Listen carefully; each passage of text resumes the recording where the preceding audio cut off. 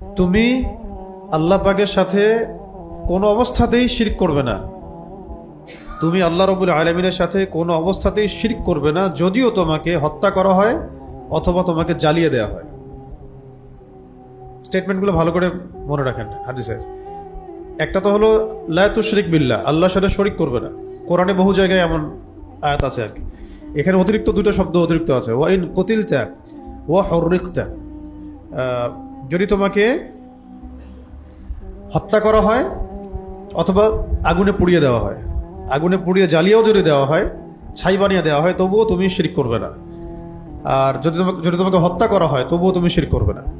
তার মানে এখানে শিরক বিবর্জিত যে আকীদা এবং আমল, এটার দিকে উৎসাহিত করা হচ্ছে। এবং কোনো অবস্থাতেই পরিস্থিতির দোহাই দেওয়ার সুযোগ নেই। আর যখন এইটুকু জানবো আমরা, পরিস্থিতির দোহাই দিয়ে শিরক করার কোনো সুযোগ নেই। ঠিক আছে? যেমন ওই যে একটা হাদিস আগেও বলেছিলাম যে দুইজন বন্ধু একটা গ্রামের মধ্যে দিয়ে যাচ্ছিলেন, মাঝখানে মূর্তি পূজা হচ্ছিল। তো মূর্তি পূজারীরা বললেন যে কিছু নজর করে যাও, মানত করে যাও, আমাদের দেবতার জন্য উৎসর্গ করো। একজন করলো না, তাকে চাপ দেওয়া হলো, একটা মাছির ডানা হলেও দিতে হবে, একটা মাছি হলেও কোরবানি করতে হবে, সে সেটাও করলো না। তখন তারা তাকে হত্যা করলো। এই যে ভারতে যেগুলো হচ্ছে এরকম আর কি। বলো জয় শ্রীরাম, নাহলে মারবো, বলো এটা না হলে মারবো, বলো এটা না হলে মারবো। বাড়িঘর জ্বালা দিচ্ছে, মুসলিমদের দোকানপাট ভাঙচুর করতেছে, বোনদেরকে ধর্ষণ করতেছে। হ্যাঁ, দেখতেই তো পারতেছেন।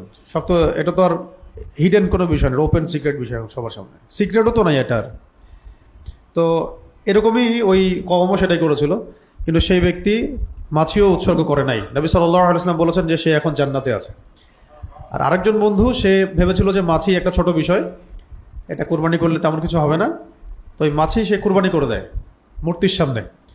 তখন এই এতটুকু শিরক করার কারণে, মানে দেবতার সামনে একটা মাছি উৎসর্গ করার কারণে সে জাহান্নামে চলে গেছে। ঠিক আছে? বহু হাদিস আছে এই বিষয়ে, অনেক লম্বা সময় লাগবে। মূল কথা হচ্ছে হাদিসে কুদসিটাই আমাদের মাথা রাখা দরকার। একটা হাদিসে কুদসি আছে। হাদিসে কুদসি মানে হচ্ছে সেই হাদিস, যেই হাদিসটা মানে কওল, এটা আল্লাহ রাব্বুল আলামিনের কওল।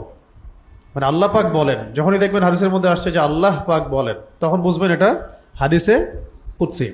তো এই হাদিসের মধ্যে আল্লাহ রাব্বুল আলামিন বলেছেন যে, হে আদম সন্তান, তুমি যদি আমার সামনে আসমান জমিন সমান গুনাহ নিয়ে হাজির হও, কিন্তু আমার সাথে কাউকে শরিক করো নাই, তাহলে আমি তোমার সামনে আসমান জমিন সমান ক্ষমা নিয়ে হাজির হব।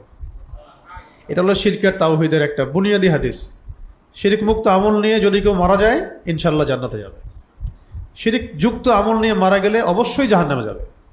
ইন্নাহু মা ইউশরিক বিল্লাহ ফাকাদ হারামাল্লাহু আলাইহিল জান্নাহ। যে ব্যক্তি শিরকে লিপ্ত হয়, আল্লাহ পাক তার জন্য জান্নাতকে হারাম করে দেন। নিশ্চয়ই যে ব্যক্তি শিরকে লিপ্ত হয়, আল্লাহ পাক তার জন্য জান্নাতকে হারাম করে দেন। ওয়া মাওয়াহুন নার, তার আবাসস্থল হচ্ছে জাহান্নাম। ওয়া মা লিযালিমিনা মিন আনসার, আর জালেমদের জন্য কোনো সাহায্যকারী নাই। উসুল মেরাজের রাতের হাদিসও সেম। ওখানেও নবী সাল্লাল্লাহু আলাইহি ওয়াসাল্লামকে বলা হয়েছে যে তোমার উম্মতের কোনো ব্যক্তি, নারী পুরুষ যেই হোক না কেন, যদি আসমান জমিন সমান গুনাহ নিয়ে আমার সামনে সাক্ষাৎ করে কিন্তু আমার সাথে কাউকে শরিক করে নাই, তাহলে আমি তার সামনে আসমান জমিন সমান ক্ষমা নিয়ে হাজির হব। এই হাদিসগুলো একসাথে মিলালে এটাই বোঝা যায় যে শিরক মানে বিবর্জিত একটা আকীদা এবং আমল আমাদেরকে লালন করতে হবে আর কি। শিরক মুক্ত আকীদা, শিরক মুক্ত আমল।